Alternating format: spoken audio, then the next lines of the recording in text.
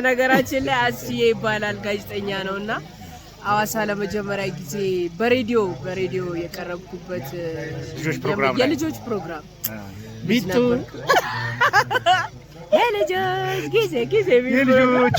የልጆች ዓለም ጀብረብራን ይሰማል ወይ እንኳን አደረሳችሁ በድጋሚ እያለችን ነው ድርሱ ዳና የምኒልክ የተወለዱበት የምኒልክ የተወለዱበት አንኮበር ፈለቀ ሸዋጣይ ወጣለት አንኮበር ፈለቀ ሸዋጣይ ወጣለት ሸዋጣይ ወጣለት። በዚህ በአንኮበር አጼ ምኒልክ ቤተ መንግስት ውስጥ የተለያዩ በሮች አሉ። እኛ የገባንበት ሚስጥር በር በሚባለው ነው። አሪፍ ጊዜ ልታሳልፉልን የአክብሮት ግብዣችን ነው።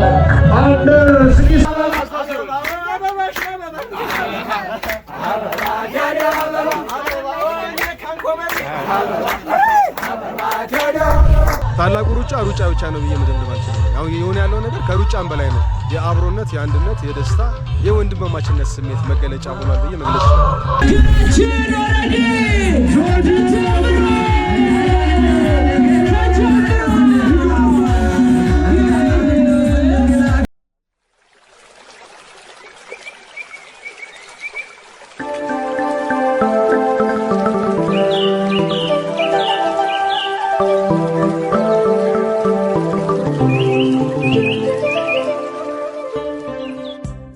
ዛሬ ትንሽ ጉንፋን ይዞኛል። ለድምጼ በቅድሚያ ይቅርታ መጠየቅ እፈልጋለሁ።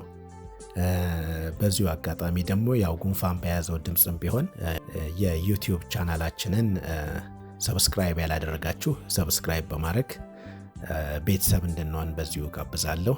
አመሰግናለሁ።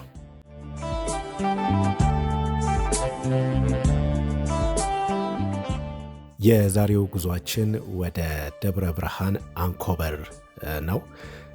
ደብረ ብርሃንና አንኮበር ጉዞ የምናደርገው ደግሞ የቱሪዝም ሚኒስቴር ከታላቁ ሩጫ ጋር በመተባበር የሚያዘጋጀው የልወቅሽ ኢትዮጵያ ታላቁ ሩጫ ፕሮግራም የዘንድሮ ዓመት የመጀመሪያው ውድድር በደብረ ብርሃን ከተማ ነው የሚካሄደው። እንዲሁም ደግሞ በአንኮበር የእግር ጉዞ ይካሄዳል። ታላቁ የአጼ ምኒልክ ቤተ መንግስት ጉብኝትም ይደረጋል እና ይህንን ለመቃኘት ነው ጉዞ እያደረገን ያለ ነው። እንግዲህ ወደ ደብረ ብርሃን የወጣ ነው በደሴ መስመር በሚያስኬደው ከአዲስ አበባ በኮተቤ ካራ አድርገን መጀመሪያ ያገኘ ነው የጣፎን ነው። ጣፎ አደባባይ እንደተሻገርን የምናገኘው ለገጣፎን ነው። የለገጣፎ ከተማ ከዚህ በፊት በተለይ በመንገዱ መሃል ላይ የነበረው የአትክልት ቦታ ትልቅ ተጽዕኖ ሲፈጥር የነበረ ነው በትራፊክ ፍሰቱ ላይ።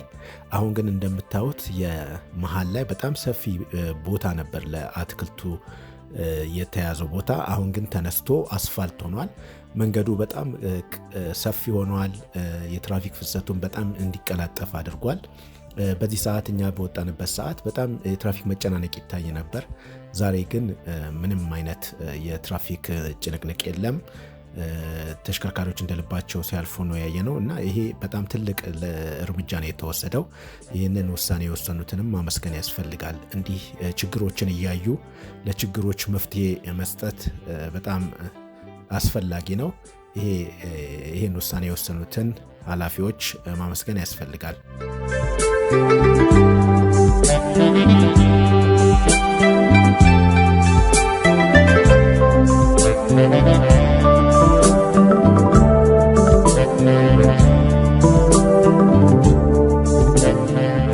ከአዲስ አበባ እስከ ሰንዳፋ ወደ 40 ኪሎ ሜትር ነው።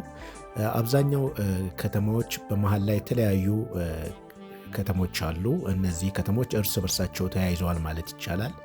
በመንገዳችን ላይ ሩጫ ትሬኒንግ የሚያደርጉ ሰዎችን እያየን ነው ያለፍነው። በጣም በርካታ ሰዎች በመንገዱ ላይ የሩጫው ልምምድ እያደረጉ ነበረ። ይህም ለሀገራችን አትሌቲክስ በጣም የምትታወቅበት ዘርፍ ነው። ግን መንገዱ ካለው ጥበት አንጻር እንዲሁም ደግሞ በተለይ ወደ ደሴ፣ ወልዲያ፣ አላማጣ፣ መቀሌ ድረስ የሚያስኬድ ይሄ እስከ አስመራ ድረስ የሚያስኬድ መንገድ ነው ይሄ መንገድ እና በጣም የትራፊክ ፍሰት ያለበት መንገድ ነው። ግን እንደገና ደግሞ ወራጮቹ በጣም በርካታ ናቸውና ለአደጋ ተጋላጭነታቸው ጎልቶ ይታያልና አሽከርካሪዎች በቻላችሁ አቅም ጥንቃቄ አድርጋችሁ እንድታሽከረክሩ ልምምድ የምታደርጉም አትሌቶች የተሻለ አማራጭ ቢኖር የተሻለ ነው። ግን አማራጭ ከሌለ ደግሞ ምንም ማድረግ አይቻልም እና ጥንቃቄ ማድረጉ ግን ከአሽከርካሪዎቹም ልምምድ ከሚያደርጉትም ያስፈልጋል የሚል ሀሳብ አለኝ።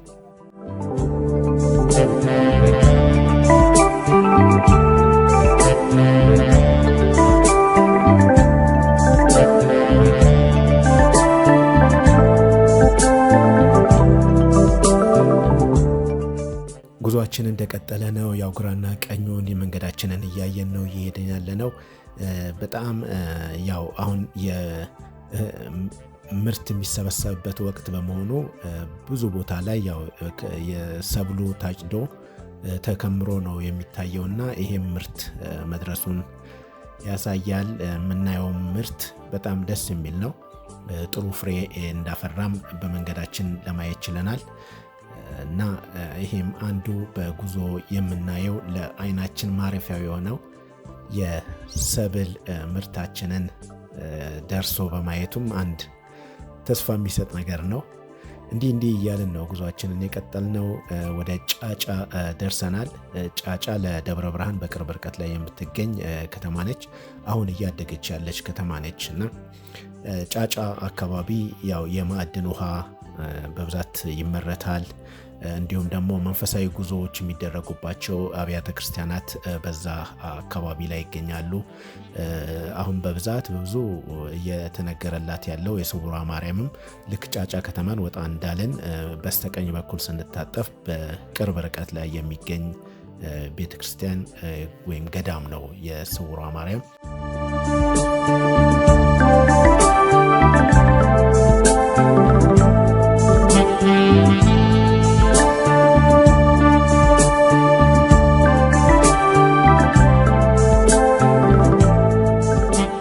በደብረ ብርሃን ከተማ መግቢያ ላይ የተለያዩ በርካታ የኢንዱስትሪ ፋብሪካዎች ይታያሉ።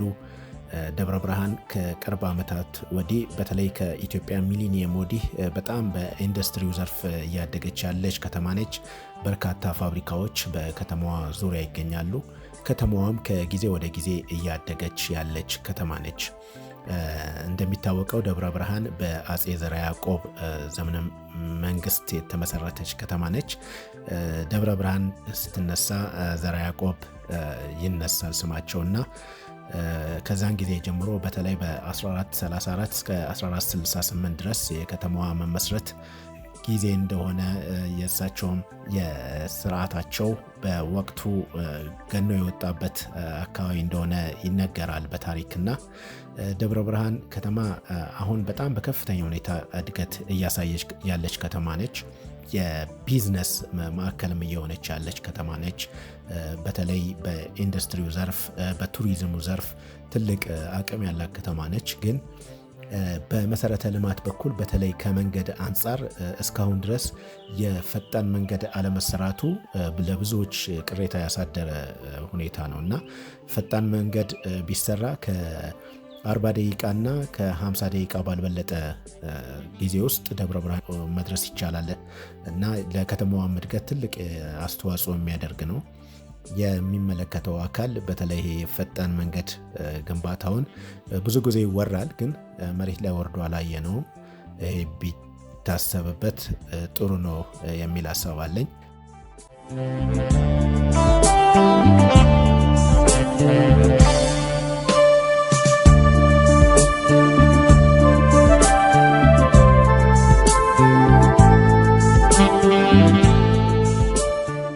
እንግዲህ ደብረ ብርሃንን ቃኝተን ወደ አንኮበር ነው ጉዞ እያደረግን ያለ ነው።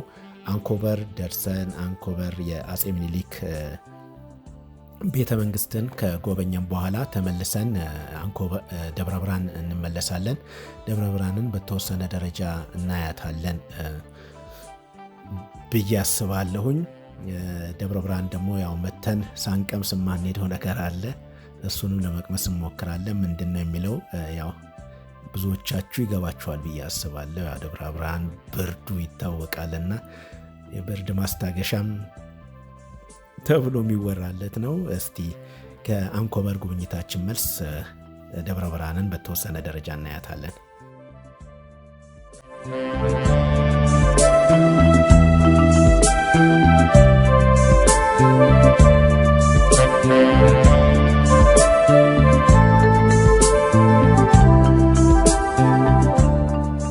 ይህ አስፋልት በቅርቡ የተጠናቀቀ አዲስ አስፋልት ነው። በሰንሻይን ኮንስትራክሽን ነው የተገነባው። በጣም አሪፍ አስፋልት ነው። ብዙ ይሄ አስቸጋሪ መንገዶችም ተቆርጠው የተሰሩበት ከደብረ ብርሃን አንኮበር 42 ኪሎ ሜትር ነው። ይህን ጉዞ አሁን ጀምረናል። በመንገዳችን ያለውን ሁኔታ አብረን እናያለን።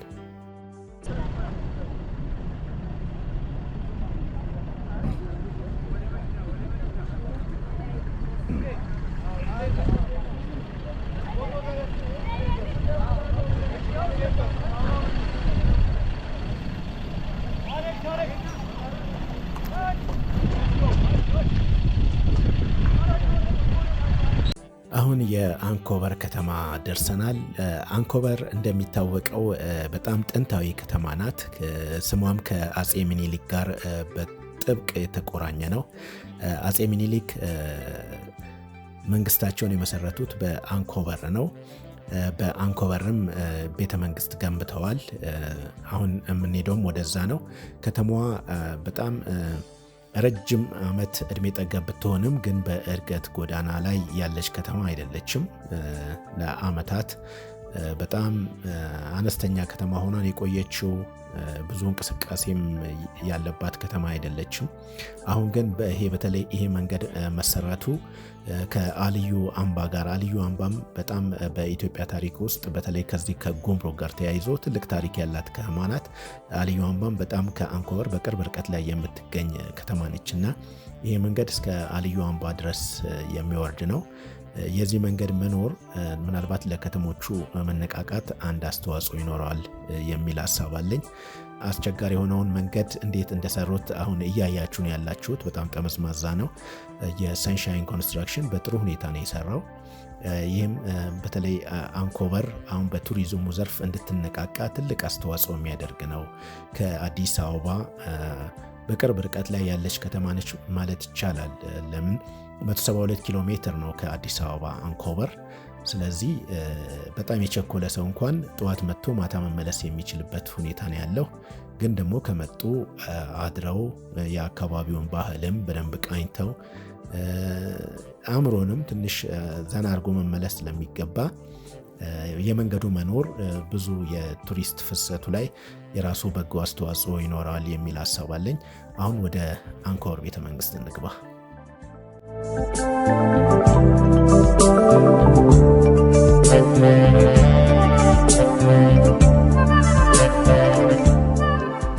አሁን በአንኮበር ቤተ መንግስት እንገኛለን። ወደ ቤተ መንግስቱ በእግር እየወጣን ነው።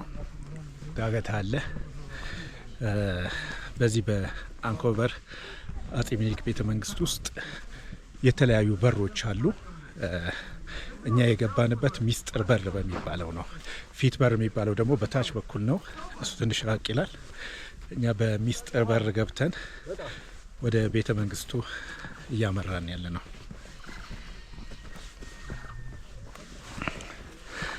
በጣም ደስ የሚል በስማ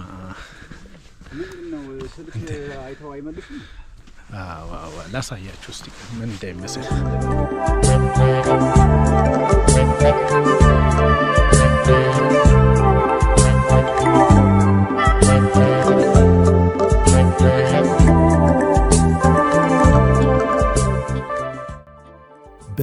አንኮበር በባህላዊ ሁኔታ በደማቅ ስነስርዓት አቀባበል ያደረጉልን የአንኮበር ወረዳ የባህል ቡድን የእቴጌ ጣይቱ የባህል ቡድን አባላት ናቸው።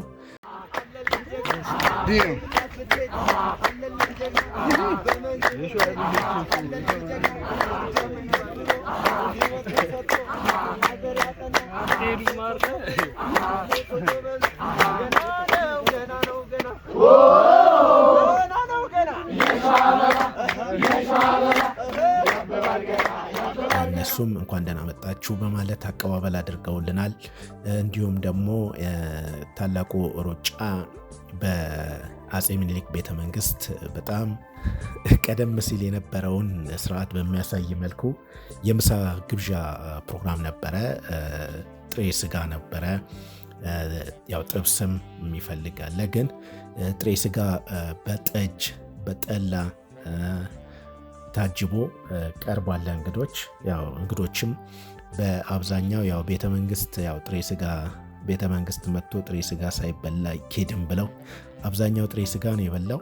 እኛም ይህን ጥሬ ስጋ በጣም አጣጥመነዋል። በጣም አሪፍ ቁርጥ ነው የበላ ነው እና ጉዞአችንንም ድካማችንንም አስታክሱልናል።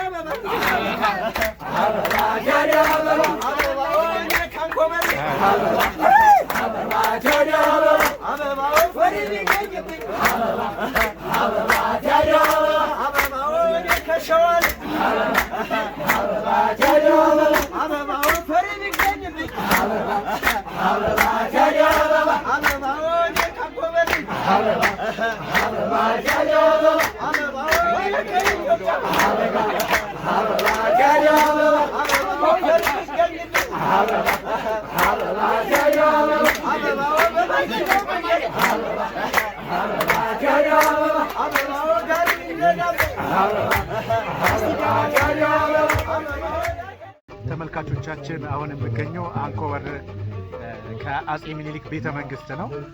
እዚህ ቤተ መንግስት እኔ ትልቅ ትዝታ አለኝ። የቴሌቪዥን ፕሮግራም በተለይ የዓለም የቱሪዝም ቀን የማህበረሰባችን ስለ ቱሪዝም ግንዛቤ እንዲኖረው በማሰብ ከኢቲቪ ጋር አንድ ፕሮግራም ጀምረናል። ዘንድሮ 5ኛ ዓመቱን ነው ያከበርነው እና የመጀመሪያውን ፕሮግራም መጥቼ የሰራሁት እዚህ አንኮበር አጼ ምኒልክ ቤተ መንግስት ነው። እዛ በወቅቱ ለፕሮግራማችን በጣም ድምቀት የነበሩት የአንኮበር ወረዳ የባህል ቡድን ነው። እዚህ ወንድሜ ሙልጌታ ራስን ታስተዋውቀናለን አብሮን ነበርና በጣም ትልቅ ጥሩ ዝግጅቶች ወደፊት አቀርብላችኋለሁ። ባይዘይ የተቀረጸ ፕሮግራም አለ። በወቅቱ የተቀረጸው ዶክመንት ስላለኝ አቀርብላችኋለሁ። ምን አይነት ጭውውቶች ሙዚቃ ብቻ ሳይሆን በጣም ጭውውቶችን በማቅረብ በጣም አዝናንተውናል። አሁን እዚህ አጠገቤ ይገኛል። ሙሌ እስቲ ራስህን በደንብ አስተዋውቃቸው። አመሰግናለሁ። ተመልካቾቻችን ሙልጌታ ሉልሰገድ ባላለሁኝ። በቅጽል ስሜ ደግሞ የለበስኩትን ልብስ በርኖስን ለዓለም ስለማስተዋወቅ በርኖሰኛው ሙልጌታ በሚባል ነው የምታወቀው። እንግዲህ አስቼ እንዳለው ከአሁን በፊት የዓለም የቱሪዝም ቀንን እዚህ ወረዳችን ላይ ለማክበር በመጡበት ሰዓት 2013 ዓ.ም ላይ ማለት ነው እጅግ በጣም በርካታ የሆኑ ልዩ ባህሉን ያደንቁ የሚችሉ ዝግጅቶችን በአንኮበር ወረዳ የእቴጌ ጣይቱ የባህል ቡድን አቅርበናል። እነሱም እኛን ለዓለም አስተዋውቀውናል። በዚህ አጋጣሚ እጅግ በጣም አድርገን በቡድኑ ስም እናመሰግናለን። ዛሬ ደግሞ እንደዚሁ ከታላቁ ሩጫ ጋር በተያያዘ እዚህ እምዬ ምኒልክ ዳግማዊ እምዬ ምኒልክ ቤተ መንግስት ነው የተገናኘ ነው። በዚህ አጋጣሚ እኔም እነሱን ስላገኘኋቸው እጅግ በጣም ደስ ብሎኛል። እንግዲህ እጅግ በጣም አድርጌ አመሰግናለሁ። ደማቅ አቀባበል ያደረጋችሁልን ችክራር እስቲ ድምፅህን ከፍ አድርገህ